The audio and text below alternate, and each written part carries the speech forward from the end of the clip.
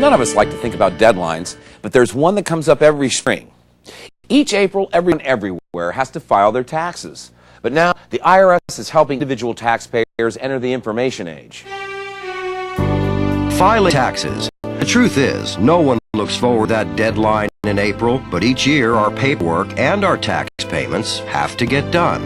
And while it's always easy to procrastinate, the truth is, doing your taxes today may be simpler than you think.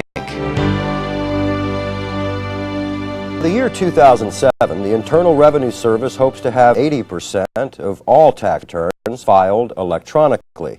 That's an ambitious goal, but one they're well on the way meeting. Already more and more taxpayers are turning to computers in order to file their returns.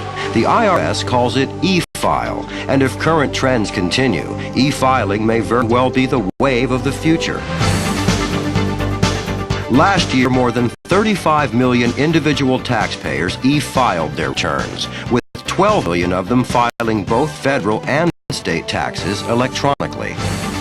Filing e-file tax return generally takes less time than pay filing.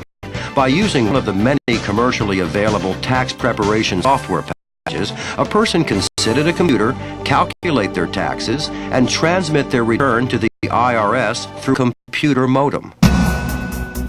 Within 48 hours of receiving an electronic transmission, the IRS acknowledges its acceptance. Next, their computers automatically examine the digital document for both problems and misinformation. Today, the error rate for electronic returns is less than 1%. For those who want a little professional help with their taxes, finding an authorized IRS e-file provider is the best place to start. An authorized IRS e-file provider, otherwise known as an electronic return originator, is a tax professional who's been accepted into the IRS e-file program. In general, signs like this identify e-file providers, but taxpayers can also head to the IRS homepage, located online at www.irs.gov, to find a list of electronic return originators who specialize in this area.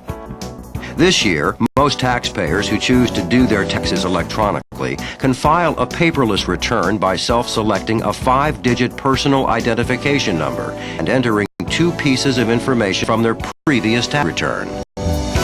The required information is the adjusted gross income and total tax. The taxpayer self-selects a numeric PIN, enters it on the tax return, along with 2 shared secrets, the adjusted gross income and the total tax from last year's return. Those items together constitute the signature. That's important because then we need a paper signature, creating a totally electronic process for filing.